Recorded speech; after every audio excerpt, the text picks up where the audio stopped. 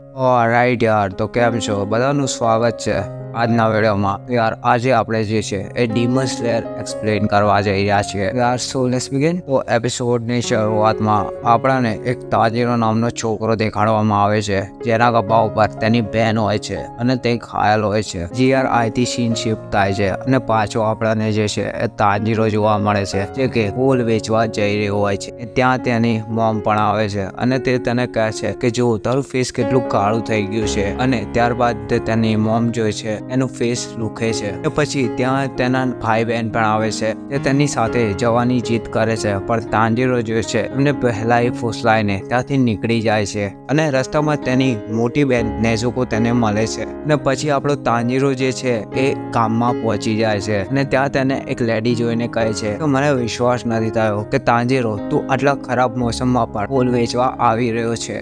તાંજીરો જે છે એ કહે છે કે તમે મારું ટેન્શન ના લો, તું તમને કુલ જોઈએ છે. પછી આપણને ખબર પડે છે કે તાંજીરો જે છે એ બહુ સારો માણસ છે યાર. અને પછી એક છોકરો જે છે તાંજીરોના સામે આવીને એક વાટલો બતાડે છે અને તાંજીરો જે છે એને સૂંઘીને કહે છે કે આ છે એ બિલાડીએ તોડ્યું છે. અને પછી યાર આ છોકરો બચી જાય છે અને ઓનરને શક હોય છે કે આ હરામીએ તોડ્યું છે, પણ એ છોકરાને બિલાડીએ તોડ્યું હોય છે, બરોબર ને. અને પછી યાર આપણને જે છે એ થોડી વાર પછીનો સીન દેખાડ્યો જાય છે અને ત્યાં તાંજીરો જે છે તેને બધા જ કોલ વેચી નાખ્યા હોય છે અને તે ઘર તરફ પાછો વળ્યો હોય છે અને એ બહુ ખુશ હોય છે. અંધારું પણ થઈ ગયું હોય છે તને ઘરે જતા જતા. પણ યાર રસ્તામાં જ છે આને એક ભાઈ મળે છે અને તેને કહે છે કે ભાઈ તું ગાંડો થઈ ગયો શું લ્યા? અત્યારે આટલા મોડી રાતે ભાઈ આવી રીતના પર્વત ન ચડાય લ્યા, યાર બહુ ખતરનાક કહેવાય. યાર ને પછી યાર આપણો તાંજીરો કહે છે કે વાંધો નહીં, કેમ કે મારું નાક જે છે એ સૂંઘે છે બહુ સારું, તો હું છે એક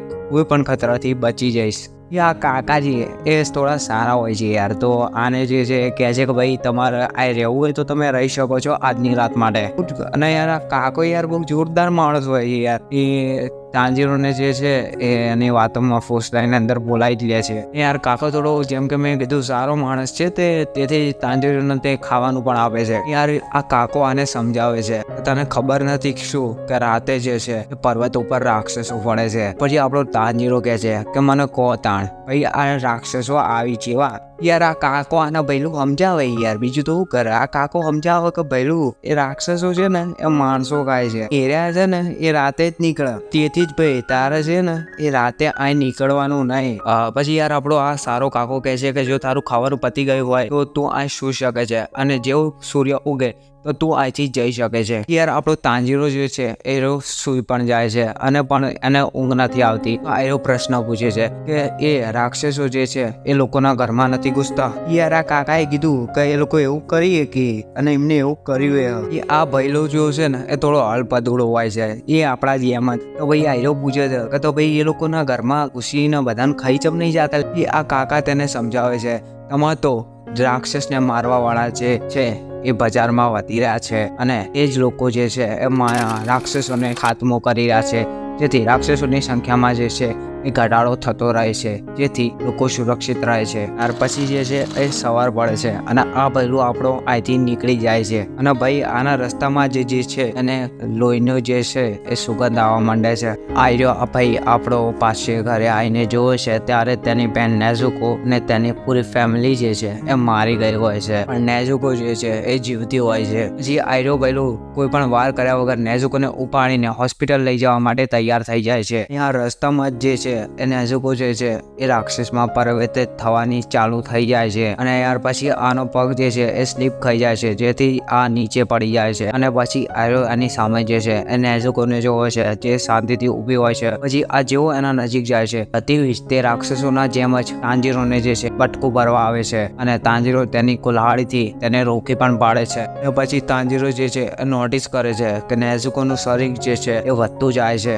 યાર આ આપણો ભૈલું જે છે એ નેઝુકોને ઘણું સમજાવે છે, તેને ભાનમાં લાવવાની ઘણી ટ્રાય કરે છે, પણ એન્ડમાં યાર થોડી અસર થાય છે કે નેઝુકોના આંખમાંથી આંસુ આવે છે. યાર અગલા સેકન્ડમાં આપણે જોઈએ છીએ કે ત્યાં જે છે એક ચીતાની રફતારમાં એક ભૈલું દોડતો આવ્યો અને એનો વાર જે છે મિસ થઈ ગયો, ન કે નેઝુકોને ઉડાડી દો ભાઈ રમ સત્ય થઈ જતો હોય તો પછી આપણો તાંજીરો જે છે એ નેઝુકોને બચાવી લે છે. ને આપણે જોઈએ છીએ કે તેના હાથમાં જે છે તે તલવાર પણ હોય છે. આપણો તાંજીરો જે છે તેને પૂછે છે ભાઈ તું આને કેમ મારે છે, આ મારી બેન છે. તો પછી યાર આપણે જોઈએ છે કે આ જોઈએ છે એક પલક ઝપકતામાં જે નેઝુકોને જે છે એ તાંજીરોથી દૂર કરી દે છે. અને પછી આયો પૂછે છે કે તું આવું કેમ કરી રહ્યો છે. તો પછી આ પહેલું કહે છે કે જો ભાઈ આ મારું કામ છે, જે એના માટે મને આને મારી જ દેવી પડશે. તો પછી આપણો યાર તાંજીરો કહે છે પણ શના માટે, એને હજુ સુધી કોઈને પણ નથી માર્યા, એ ડિમાન્ડ હજુ પૂરી નથી બની અને પાછી માણસ બનાવી શકાય છે. બેસિકલી યાર પછી આપણો તાંજીરો જે છે આને પૂરી વ્યાખ્યાન જે છે એ સમજાવે છે. તો પછી આયરો કહે છે કે ભાઈ આ તો બહુ સિમ્પલ વાત છે કે તારી બેનની જે નસો છે એમાં ડીમનનું જે લોહી છે એ દોડવા માંડ્યું હશે, જેથી આયરી જે છે એ ડીમન બની ગઈ છે અને બાકીની ફેમિલી મેમ્બર્સ જોડે એવું નહીં થયું હોય, જેથી તે લોકો મરી ગયા. આ જ રીતે તો યાર આપણા ડીમન છે એ વધે છે. પછી આયરો ભાઈલો આને સમજાવે છે કે ભાઈલું તું હજુ સિરિયસ નથી થયો, તો હું આને તો છોડી દઈશ ને તો આ તને પણ ખાઈ જશે.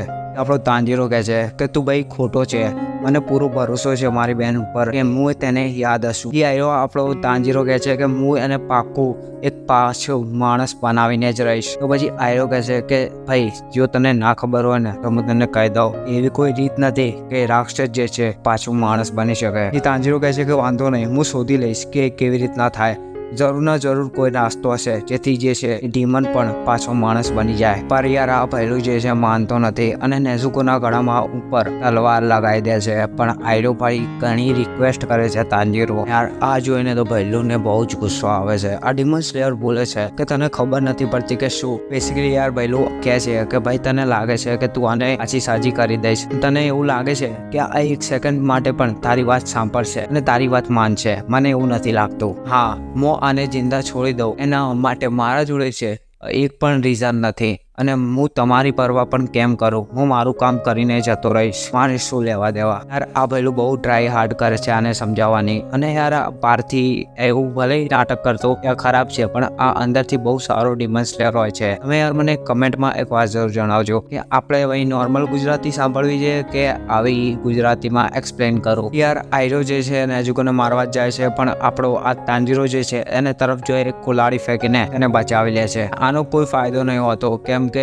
આપણો આયરો જે ડિમન સ્લેયર હોય છે એ પછી ફાઇનલી તાંજીરોને પકડીને મતલબ નીચે પાડી દે છે. યાર આપણે જોઈએ છીએ કે તાંજીરોની જે કુલાડી છે એ આને વાગતા રહી ગઈ. એ પછી આ જોઈને આને ખ્યાલ થાય છે કે તાંજીરો જોડે જે છે એ ખૂબ જ સારી ફાઇટિંગ સ્કિલ છે. અને પછી નેઝુકો જે છે આને લાત મારે છે અને આયરો વિચારે છે કે હવે આ તાંજીરોને ખાઈ જશે, પણ એવું નથી થતું. યાર હું જે છે એ ભાઈ તાંજીરોને જે છે એ પ્રોટેક્ટ કરવા માંગે છે. યાર બેસિકલી પછી આયરો પહેલું વિચારમાં પડી જાય છે કે આટલા વર્ષમાં આવું કદી નથી થયું, કોઈ માણસ ડિમન બન્યા પછી પણ. આ વસ્તુ યાર ખૂબ જ વિચિત્ર છે. પછી નેઝુકો જે છે આના ઉપર હુમલો કરવા જઈ રહી હોય છે, તો આ જે ડિમન સ્લેયર હોય છે તે તેને નેઝુકોને પેપોન કરી નાખે છે. અને નેક્સ્ટ સીનમાં આપણે જોઈએ છે કે તાંજીરો જે છે એના બાજુમાં નેઝુકો જે છે એ સૂઈ રહ્યો હોય છે. બેસિકલી ભાઈ આયરો ડિમન સ્લેયર અહીંથી ગયો નહીં હોતો. આયરો આના એક સરનામું આપવા કે ભાઈ તું અહીં જા અને આ પહેલું જોડે તું ટ્રેનિંગ કરી, એના જોડે